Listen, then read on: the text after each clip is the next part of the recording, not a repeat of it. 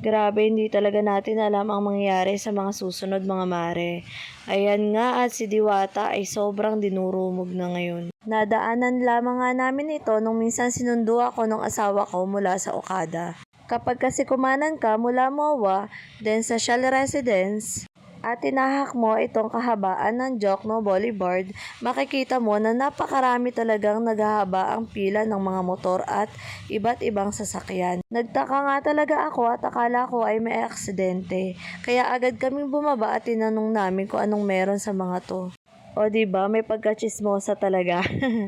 Pinipilahan nga daw dito ang 100 pesos na pares, only sabaw, only rice, may chicharong bulaklak, at overload may kasamang lechong kawali. Syempre, hindi mawawala ang soft drinks na napakalamig naman talaga. Nakilala nga ang may-ari nito sa Showtime at nung minsang napanood siya sa 24 oras dahil siya ay binugbog. Hindi mo talaga akalain ang buhay ng tao. Yung dating nilalayuan, ngayon dinudumog na at nilalapitan. At dahil trending nga, sinubukan na nga namin ito. Medyo may kahabaan talaga ang pila at napakabilis nga talagang dumami ang tao dito. Yun nga lang, dahil nandito na kami, tsinagaan na namin. Sa pagpila lang naman sa payment natatagalan. At dahil nga trending ito at sabi nila ay napakasarap, mag-e-enjoy ka rin naman habang naghihintay dahil masaya rin ang mga tao dito, mabait ang mga empleyado. Pero pag may hawak ka ng mangkok, mabilis na ito dahil may laman na nga itong lechon kawali at chicharong bulaklak. Sumunod dito ay ang kanin. Next dito ay ang pila ng soft drinks. Kahit saan nga ay may lamesa na. Panalong panalo naman talaga ang sabaw nito. Kaya hindi ka magsisisi sa haba ng iyong pinila dito. Sayang nga lang at wala si Diwata nung oras na pumunta kami.